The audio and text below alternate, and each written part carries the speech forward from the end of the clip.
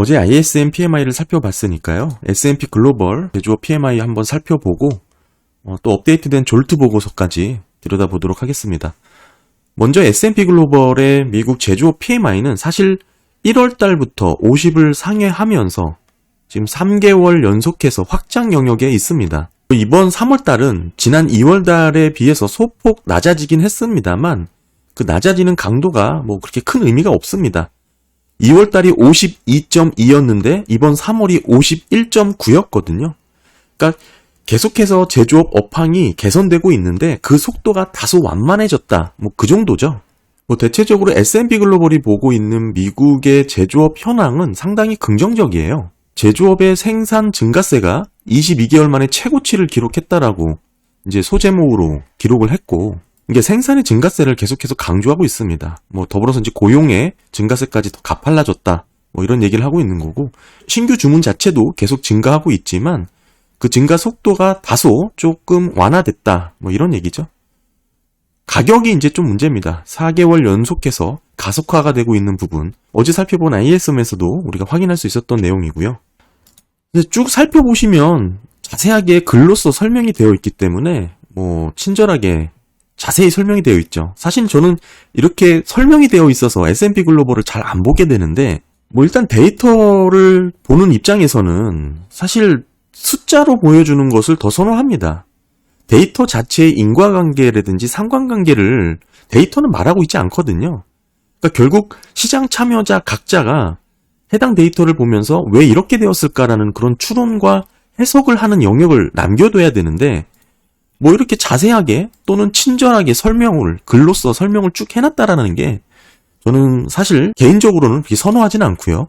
사실 어제 말씀드렸던 ISM PMI 데이터를 보면서도 제조업 경기의 완전한 회복으로 해석하는 IB 기관들도 더러 있습니다. 그러니까 같은 데이터를 보면서 다르게 해석할 수 있는 여지를 남겨뒀다라는 건데, 뭐 이런 식으로 쭉 글로 설명을 해버리면 다양한 뷰를 분석할 수 있는 게 제한될 수밖에 없겠죠. 뭐 이건 뭐 각자 판단하시면 될 것 같고, 3월달 쭉 내용 보시면 결국 이 S&P 글로벌이 말하고자 했던 것은 미국 제조업 생산이 매우 빠르게 확대되었다, 이 얘기를 하고 있어요. 22개월 만에 가장 빠른 증가세를 보였다. 이게 지금 거의 핵심에 가깝습니다. 그런데 제가 좀 반문하고 싶었던 부분은 이 부분이에요.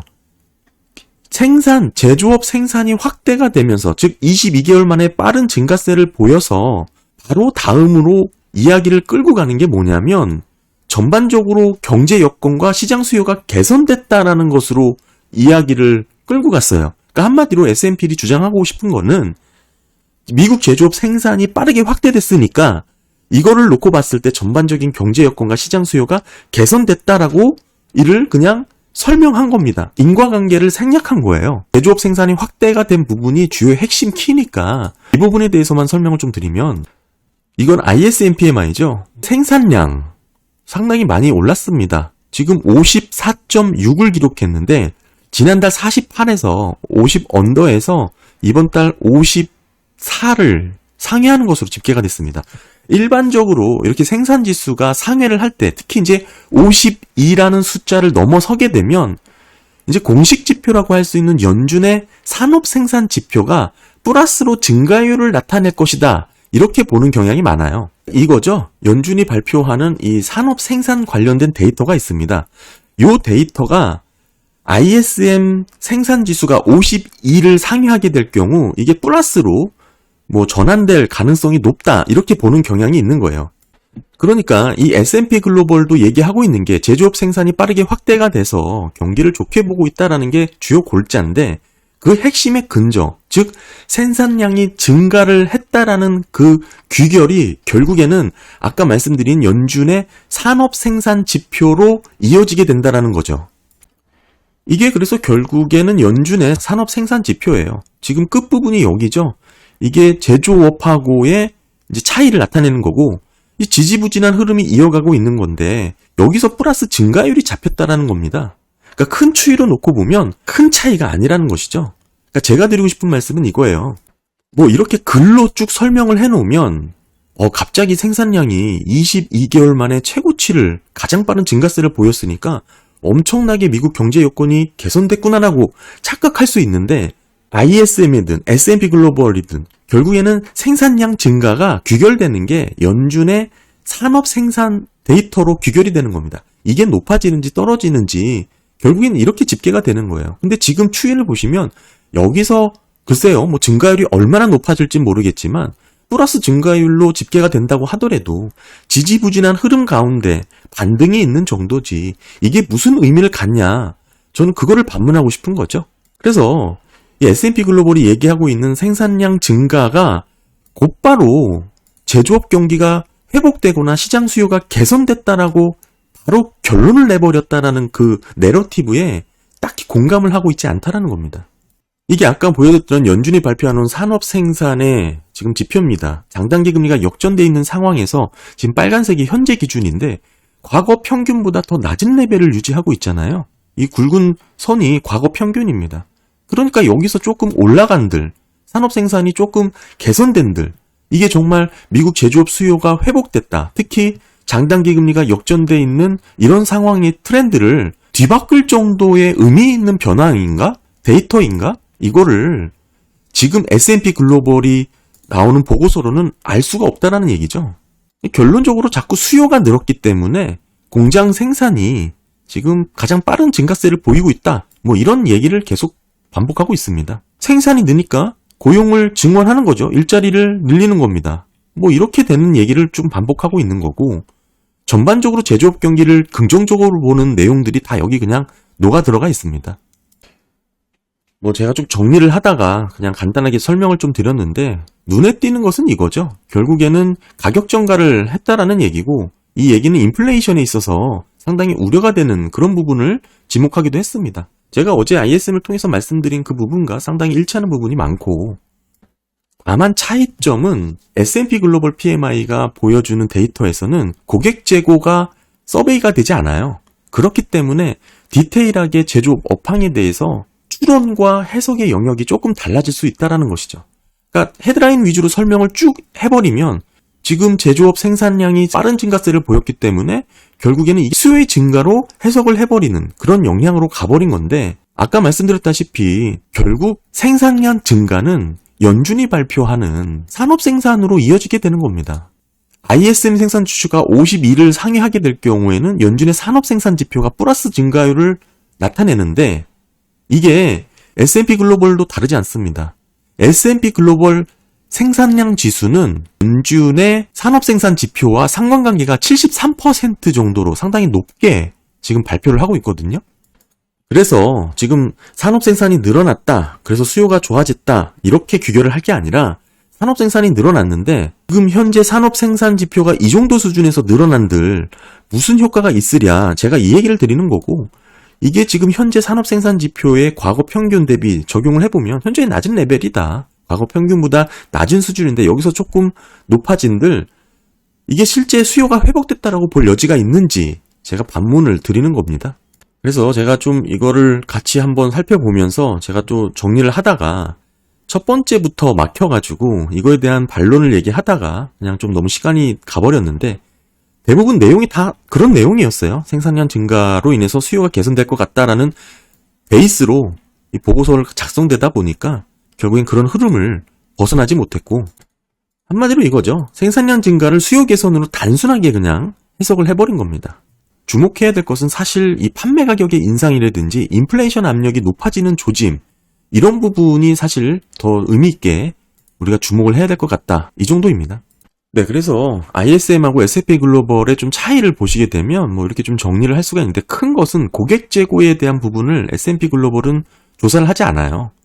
제가 고객 재고를 갖고 지금 제조업 PMI를 말씀을 많이 드렸는데 아예 이 데이터 자체를 수집을 하지 않습니다. 그리고 참고로 ISM과 S&P 글로벌을 좀 간단하게만 제가 정리를 해봤어요. S&P 글로벌은 예전에 마킷이죠. 원래 마킷 PMI라고 그랬잖아요. 2020년에 S&P 글로벌이 인수를 하면서 S&P 글로벌 PMI라고 부르는 거지, 원래 20년 전에는 마킷 PMI라고 그랬었거든요. 그러니까 어찌됐든 가장 오랜 역사와 전통을 자랑하는 건 ISM입니다. 시장 영향력이 당연히 크겠죠. 제조업은 1948년부터 조사를 했던 거라 사실 시장의 영향력은 ISM이 메인스트림이고, S&P 글로벌은 그에 비해 신생업체다. 뭐 이 정도 봐야 될 것 같고, 산업 범위도 미국 경제 전체를 총괄하는 느낌이 있고, S&P 글로벌은 정부 섹터를 좀 제외했습니다. 특히 의미가 있는 건 이 대기업 위주로 조사를 하는 ISM이다 보니까 조사 대상이 구매 담당 임원이에요. 이제 공급망을 관리하는 임원으로 한정을 해요. 그런데 S&P 글로벌이 조사하는 거는 중소기업까지 포함을 하다 보니 CEO도 하고 CFO도 참여를 합니다. 이 얘기는 뭐냐? 공급망, 구매 관리 관련된 데이터에 대해서 조금은 상대적으로 약할 수 있다. 그 대신에 CEO나 CFO는 어떻습니까? 전반적으로 재무관리라든지 기업을 경영하는 입장이기 때문에 구매 담당자들이 보는 경기 이외에 다양한 넓은 범위가 좀 의견으로 포함될 가능성도 있는 것이죠. 그리고 ISM 같은 경우에는 다국적 기업을 다 포함을 해요. 근데 S&P는 미국 사업장 안으로 제한을 하고 뭐 패널 규모, 대기업 위주니까 적을 수밖에 없겠죠. 질문 내용 당연히 구매 관련 질문이 많고 S&P 500 같은 경우에는 뭐 인플레이션 관련된 질문이 더 많다. 비교를 해보면 상대적으로 구매 관련 질문은 더 적다. 뭐 이렇게 볼 수 있습니다. 네, 그리고 2월달 졸트 보고서 빠르게 한번 살펴보도록 하겠습니다. 뭐 예전부터 꾸준히 강조했지만 졸트 보고서 상당히 이렇게 의미 있는 데이터는 아니었습니다. 지금 2월달 875만 6천 건이 나왔고 지금 사실 1월달 데이터도 하향 수정됐죠? 보시게 되면 1월달이 886만 3천인데 11만 5천 건이 더 줄었습니다. 준 거에서 지금 뭐예요? 8천이 늘어난 거니까 큰 의미가 없는 거죠. 그러니까 전반적으로 졸트는 인디드를 후행하기 때문에 우리가 인디드 데이터를 다 보고 있잖아요. 등락은 있을 수 있지만 방향성은 이미 하향으로 떨어지고 있다. 근데 여전히 이렇게 높은 수준을 보여주고 있기 때문에 실업자 한 명당 구인 건수로 놓고 보면 지금 1.35배잖아요. 채용 공고당 실업자는 0.7로 계속 동일하게 유지가 되고 있고 실업자가 늘어나면서 실업자 한 명당 구인 건수가 이렇게 좀 낮아졌는데 문제는 졸트가 상당히 허술하게 집계하는 방식이라는 것이죠. 따라서 아직도 1.35배라는 실업자 한 명당 구인 건수라 나이브하게 경기 전망을 하면 안 된다라고 제가 누차 강조했었죠. 수치가 부풀려지거나 축소될 수 있다. 부정확한 데이터다. 이 말씀을 드렸고 최근에는 이 샴의 법칙을 만든 경제학자 샴도 블룸버그 인터뷰를 통해서 재확인해줬죠. 사실 졸트는 안 보던 데이터였다. 뭐 이렇게 직접적으로 얘기를 했고 응답률도 떨어졌고 데이터 품질이 의심된다. 뭐 이런 얘기를 했습니다. 많이 올랐지만 응답률이 33% 수준이니까 사실 이런 데이터를 이렇게 의미 있게 살펴봐야 되나 뭐 싶기도 하고 그럼에도 어떤 변화가 일어났는지는 좀 봐야겠죠. 2월달 실제 채용은 12만 건 증가했고 퇴직도 11만 건 증가, 이직은 3만 8천 건 증가, 해고는 12만 8천 건 증가. 대체적으로 다 증가했네요. 평균 주당 노동시간도 소폭 높아졌지만 추세가 계속 떨어지고 있고요. 의미 있게 봐야 될 것은 결국에는 이 구인율과 고용률의 간극입니다. 구인율은 계속 높지만 고용률은 예전 평균 수준이에요. 3.7입니다. 코로나 이전보다 더 낮죠. 그러니까 왜 고용을 안 할까요? 저는 이거를 구인 건수 자체만 놓고 고용시장을 판단하면 안 된다라는 근거로 쓰고 있습니다. 원래 채용은 매번 600만 수준이 유지가 됐었어요. 이 실제 채용 수준 보시면 코로나 이전 수준으로 회귀했잖아요. 높았다고 하더라도 600만, 700만이었습니다. 그런데 이렇게 고점을 찍었을 때의 구인 건수가 1000만을 넘었었거든요. 이때가 1200만 명까지 갔었잖아요. 그러니까 따라서 허수에 가까운 구인 건수일 수 있다. 지금도 채용은 여전히 팬데믹 이전 수준으로 낮게 유지가 되고 있다는 뜻은 구인율과 고용률의 간극이 이렇게 벌어졌다는 것이죠. 이게 의미하는 바가 상당히 크다. 저는 이렇게 좀 보고 있고요. 그러니까 뭐예요? 채용을 하지 않을 만한 일자리, 뭐가 될 수가 있겠죠. 더 나은 직원을 뽑기 위한 교체 일자리일 수도 있고 또는 재택근무로 인한 지역 상관없이 뽑는 그런 일자리일 수도 있고 뭐 여러 가지 가능성이 있습니다. 이렇게 간극이 벌어진 거, 구인율, 고용률 간극이 벌어진 거 의미 있게 좀 살펴봐야 된다. 따라서 지금의 구인율만 보고 안일하게 고용시장을 판단하면 상당히 위험하다. 이 말씀을 좀 꾸준히 드립니다. 더불어서 뭐 이직자가 소폭 늘었어도 여기서 여기죠. 이미 이직자, 자발적 퇴직자는 코로나 이전 수준으로 떨어졌고요. 해고도 뭐 늘긴 했지만 뭐 의미 있는 숫자긴 하지만 변화 보시면 거의 없습니다. 이게 장기 시계열로 보더라도 이렇게 잔잔하게 흐르다가 갑자기 올라요, 해고는. 그러니까 해고를 갖고 뭐 선행 데이터로 쓸 수 없다는 것이죠. 해고 이전에 노동시간 자체가 계속적으로 줄어들고 있는 패턴은 여전히 동일하게 나왔고, 전달 비해 소폭 높아졌지만 의미 없는 반등이죠. 추세적인 흐름은 계속 노동시간이 줄어들고 있는 것으로 지금 레벨이 현저히 낮은 레벨까지 떨어졌다는 거 확인이 됩니다. 네, 오늘 졸트 보고서도 살펴봤고요. S&P 글로벌 PMI도 한번 살펴봤습니다. 네, 감사합니다.